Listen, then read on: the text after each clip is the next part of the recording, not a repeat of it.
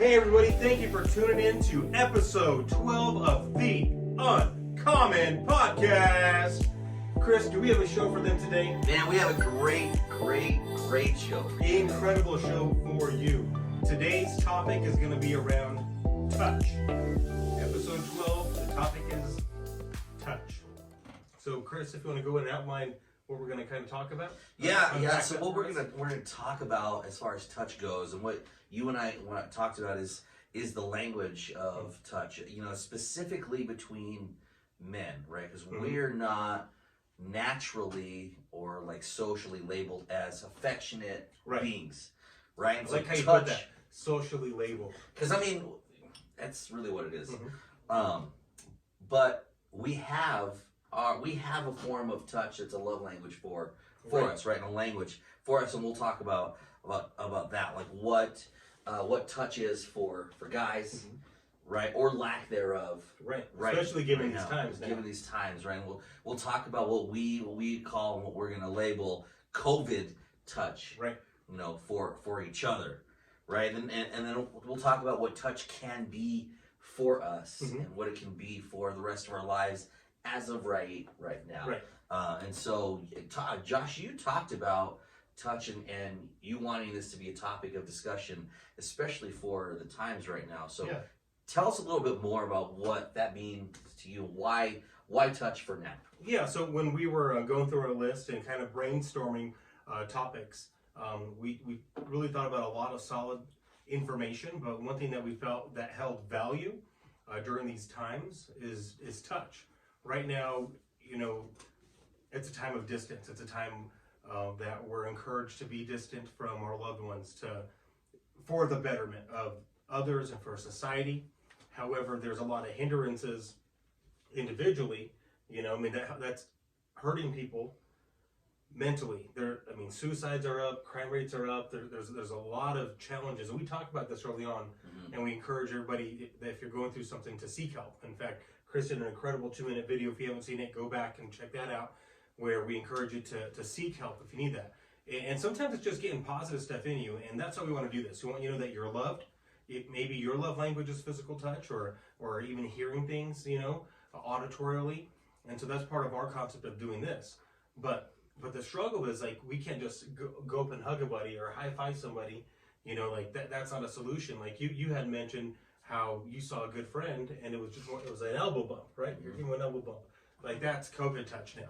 Whereas our circle of friends, it's big hugs and smacks on the butt type of thing, and a high five and a five behind, and running in place and a chest bump. You know what I mean? Like, a lot of touch that we took for granted. You know what I mean? And so now, like, we're fortunate we have families that we can find that touch with our families, you know, a positive touch, hugs with our kids, and, you know, and with our spouses. Not everybody has that, you know what I mean? And so for me, I'm a physical touch guy. And so, like, I like that. I like to hug people. I like to, you know, connect. And so it's hard. It's a challenge when we can't be that for each other, for someone else, or even to receive it for yourself. And so that's why I feel like touch is something that's important. It's always been significant, you know, like for those that are parents, the first time you hold your child, that touch, you know, like now it's encouraged for dads to take off their shirt and lay with their child. Skin to skin. Skin to skin. Yes. That's encouraged, right? The bonding, Bonding. And so that bonding, that relationship, friendship maintenance requires that touch. And that's a significant challenge. It's something I don't like about COVID and what it's doing to people.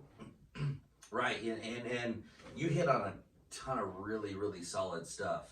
And stuff that I feel like, you know, men as leaders in our households are struggling with on a daily basis, but not being able to identify. We're in brand new territory right now. This is situations that none of us... We're all pioneers. Yeah, we are. We really are pioneers. This is stuff that we've never thought that we would live through in our lifetimes. Stuff our grandparents talked about, you know, when they talked about plague and when they talked about, you know, the depression and the conditions of the depression, and those kinds of things, and illness. Then never thought we would live through things like that because of our technology, because of medical advances and hospitals and things like that. Never thought that we would live through things like that. So it's a constant struggle, I feel like. So great topic for now, but let's really back and talk about, especially for guys, right, what our forms of touch are. Because again, socially we're not labeled, and we reflect that in our lives, right? We're labeled as non-affectionate beings, and so we find other ways kind of like under the wire to be affectionate with each other without like having a social label to it, right? Sure. So we'll do like the solid handshake, right, or the brotherly like shoulder hug that we do in public. That shake and slide, and then they come in real quick. That's a very common thing. Or I got handshakes, high fives. You know, in sports, you see like the butt pat a lot, right? And I think with football going on right now and the NBA getting ready to start up again, watch that stuff, because I've watched that stuff, and there are so much fewer high fives and that kind of stuff. Yeah, less celebration, less mutual celebration, right? And that kind of stuff, which is kind of sad, in a way. But those are kind of our instinctive social touch go-tos, right, as guys. And that's our language to each other. That says, hey, what's up? I love you, man. That says, are we cool? That says, you accept me. That says, you and I are equals. It says all those things, because we don't say a lot with words, right, instinctively. And so that's those are our go-to. So when COVID eliminates that, you almost go down, what road do you go down, right? So that kind of transitions into kind of the new touch, right, or the COVID touch as we've labeled it, right? Because we're hoping that this will end, right? That it is temporary, right? Of course. So right now you kind of hit on those a little bit of what COVID touch is, right? You kind of shared my story a little bit. I'm sure you have some stories too of like your COVID touch experience and how that made you feel. Yeah, well, we were talking earlier how it's like it's a form of rejection, like when we were back in the dating field, you get rejected and that doesn't feel good, and how like that's a form of rejection from a friend. If you see someone and you can't have that, or even family member, if you can't go see them, and they they don't want you to come by, not because they don't love you, but because of the times, right? Seeing a friend in the store type of thing. Or like, I like handshakes. Like, I have certain friends that have like handshakes from high school. When I see dudes, and some of you probably, I got handshakes with you, and all of them are unique and different. Right now, like that's something that would certainly be frowned upon if we ran up to somebody and started doing that. And some people care, and some people don't care. And so it's just about that concept of how you want to handle that. It's a personal preference. And I don't have the answer. We're just talking about, what that's like right now and how that's affecting us, So, some ways around that though are making that effort at least, like I work virtually. So every conversation is auditorial. If you listen to us auditorially, those that are seeing us, virtual high five to you. So that's what I do a lot of. Like I'm going through training right now, and when we're doing breakout sessions and we're talking about, a certain product or carrier that I'm being trained under for insurance sales, when we're done with that, I take it upon myself to compliment the team and, hey, everybody, virtual high fives. Hey, and then I make a noise so they can hear. Oh, right. Like just those little things, you know what I mean? Or inputting music into stuff, like making that extra effort to be creative. And I think that's kind of maybe what we need to do is just be more creative. Find ways to also be accepting and try not to feel that rejection or hurt, and know that it's that person's decision if they want to touch you or don't want to touch you. Because certain people I will still hug. I'll still hug my children, like I'm sure you will as well, and certain people, certain family members, and it just depends on how they're living their life and how protective they are and how much you trust that situation, because if we're all doing the right things, masking when we should, washing our hands, and doing the things that are proper protocol and that we feel like are the best for us, because there's a lot of division of whether you should or should not wear a mask and such. So that's your choice. I do when I'm out in public and that type of thing. Of course, I don't in my vehicle. I'm not around anybody if I'm driving by myself. I don't see how I can spread that. So I'm not going to do that. But I know some people feel comfortable doing that. That's certainly fine. But that's kind of what I feel like is we're just pushing that envelope to bring out the dialogue because we know everybody's going through it. And that answer is going to be different for each of you. Yeah, and you hit on a lot of really, really solid stuff as far as, like COVID touch. Let me tell you a story that I didn't share with you before. So a friend of mine, my mentor, in fact, David, David and I. Dave Ty, the money guy. Dave Ty, the money guy. Dave Ty. Shout out to Dave Ty. He was a guest on our previous episode. But so Dave and I went to a networking event. It was one of the first when things were opening back up this summer, before the fall happened. And I tell you, it was like going to an international convention where greetings are different for every culture. And that's what it felt like walking in the first 5 minutes. There was a representative from the state there, and she gave me an elbow. Right, I walk in, and a really good friend of mine from the community, he gave me a big old hug. Right, I walk in a little further, and I step in a little too close into somebody else's bubble, and they step back from me. And so all these different variations of communication, all within about 20, 30 feet of each other, and it's gotten even tighter with things closing down and people being more cautious and this kind of spreading through our state like wildfire, and people having debates on what is the right procedures and what's working for them and all that stuff.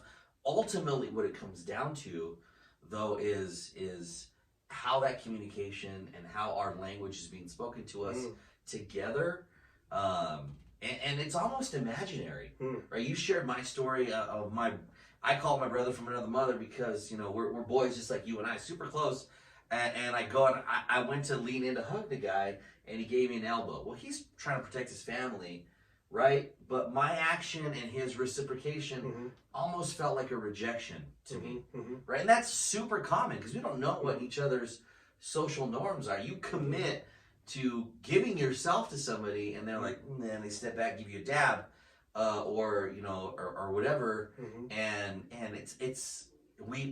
you almost start that interaction with your boy or your friend on a negative note, and that's where that interaction lives for a little while, unless you could dig it out of something positive. And so we have to deal with that on a regular basis now. Our COVID touch is a head nod from 30 feet away now. Yeah, or an Air 5. Or an Air 5, right? Instead of going out of your way to talk to somebody, you see your boy across the way and you give him a head nod and that's it.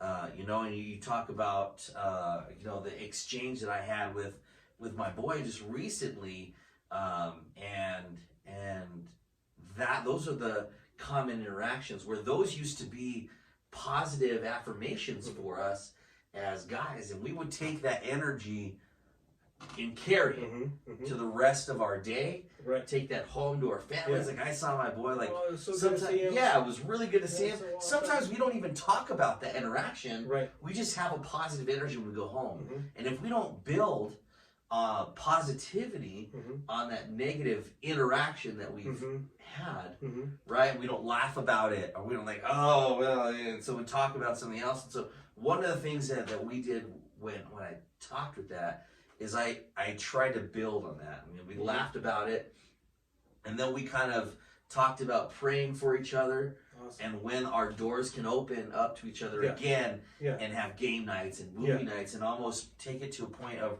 reminiscence and at least end that interaction on a positive note. That sounded like a good interaction. Instead of it ended up being, but how many times does it not? Right. We just have to work a little extra harder at inspiring and being leaders in that interaction, and not dwelling on that negativity and saying, that's COVID times, that kind of stuff, and then carrying that like little brush off and having a positive interaction with our friends and whoever else it is that we have the interaction with. And so that's a good segue into what touch for us could morph into now. What opportunities does that create for us now that we can't have that with our boys outside of our household, right? Sure. Well, when we were planning this, you brought up, and when I kind of talked about it briefly, you know, taking that opportunity to really acknowledge your family more. So my godmother shared with me recently that she had recently lost her godfather to COVID. He was elderly, and also her uncle. So she reminded me to make sure you tell your babies you love them. Hug your children every day, Josh. And I know you do. But I just thought I'd let you know, remind you. Make sure you tell your loved ones you love them. And she told me she loved me, you know. But I can't see her. And she's a hugger and a toucher. And knowing that she's sad makes me want to, like, jump my car and go to her house and just hold her. You know what I mean? But I can't do that. But I can pray for her. The Holy Spirit can move in her life and can move in your life and all those that are hurting. And I think that's really what we need to identify with, is finding that true love and peace with our higher power. No, I totally agree. You know, there's other ways to get that affirmation. There's other ways to fulfill that void that we have right now. It is a void.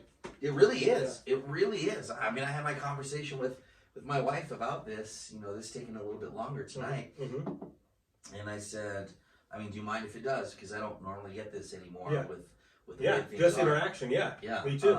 And so she was totally understanding about that. You know, I have a great wife and super understanding when there's communication. Shout out to all the great wives out there. Shout out to, yes, absolutely, because they make us the great man that we are. They do. We can't be the great man that we are without them. Yep. Shout out to my Jesse post. Did you see my post recently? No, I didn't.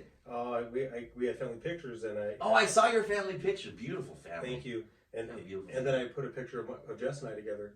And I put a caption, feeling, because I'm wearing my cowboy hat. Oh. Feeling like like a cowboy that gets a girl at the end of an old western. Oh my gosh. So let me just tell you. That picture, so you described the picture. So I did see that picture. Did you see that? Funny story real quick on a tangent. Squirrel. Tell me more. My daughter and I are sitting in front of my computer, and your picture with Jess comes up on our feed. Yeah. And she said, and my daughter's 3. And she says, "Is that you and Mommy?" Oh! In that picture, she said. That's awesome, dude. And I said, "Well, that handsome devil is not your daddy." That's good. That's good. That's funny. But they do look like us, don't they? And she said, "Yeah, they do." And so it was funny. That's so cute. Yeah. But when what I was getting to, you know, those positive notes of conversation, is that when I had that interaction with my boy in the store, it made me want to hug my wife more. Yeah. And you know, that lack of contact with our boys, I'm really trying to transfer that, and I'm getting that from my kids, and I'm realizing that maybe I wasn't as attentive before on that affection with my family at home, and I'm able to cuddle with my boys more, and I'm able to hug my daughter more, and I'm able to high five my boys more, and interact with my kids that way, and I'm getting that positive interaction. I'm giving as I'm getting, right? And so it's not just about me receiving that. I'm giving that back where they didn't normally get that from me. And so that was an opportunity that arose with that lack of interaction with my friends, and that I'm giving back to my family. And I love that about this time, that I get that. And I think that's the positive, that's the opportunity that we have right now with this kind of COVID touch and lack thereof. Touch, that language. You can bring that back home. Right, and really start from scratch, and what do they say? Start the fundamentals, right? And fundamentals are key. Fundamentals are always key. As coaches, we know that in any sport, fundamentals are key. You know, like you could do the greatest crazy move, but if you can't do the simplest, then you're still not going to find true success Exactly. in that sport, you know. And so a couple things that you said before we end, you know, have really come to mind. And because I think about us, we have families that we can take advantage of that. I think about those that don't, that might be single listening to this, you know. And during these times, everybody's got a bubble. I think that people still have like their group that they're kicking it with, type of thing. Whether you have kids or don't have kids, like that's probably where you're finding that touch, you know. And so we just encourage you to that's okay. It's okay. As human beings, we need that. And so don't feel guilty for that, and be responsible with those that you're choosing to be select with and touch. Like the word comes to mind is tribal. During these times, people are becoming more and more tribal. There's more select units within families, within friend groups. You know, politically, we know that things have become more tribal as well. There's some crossover minimally, but there's just a lot of that. And so I would just challenge you all to, if you can't do physical touch, you know, use your words. Be positive for someone. And if you need help, again, you know, seek help, okay? And that's something we might do, is try and find some resources to put on our side. Absolutely, yeah. Yeah, that's a great point, Josh. And you had some really solid things to close us out, and staying positive, and you know, sometimes we do forget those that don't have the families and the blessings that we do, but they have them in other ways, and really lean on those, right? Because that touch is critical for our mental stability. Oh yeah, it really is, and that's where you see this depression stuff come in, and we don't want to end things on a negative note, right. Especially with a positive turnaround. We talked about this touch deal, but as Josh said, you know, just be smart, be courteous of others. If you've got your own tribe, Ryan, you got your tribe has this vision of what is going on right now. Just be courteous of others. Don't feel guilty about fulfilling that for yourself, because everybody needs that, right? And everybody's in a different situation. Josh and I aren't in the same situation, even though we do have similar family structures, different family setups, and we're aware of that. We're just being courteous of each other's and respecting others, and that's all that anybody asks for. But don't be ashamed to want that and to need that. Everybody needs that. You know, we focused a lot on the touch being male's language, but you know, females need that. You know, no matter what age, gender, you know, sexual connotation, everybody needs a form of touch. And so if you've got that tribal, you know, dynamic within your circle, stay within that dynamic, get that, what you need, that affirmation, that positive energy, keep that positive energy going, and then just be respectful of others. Huge.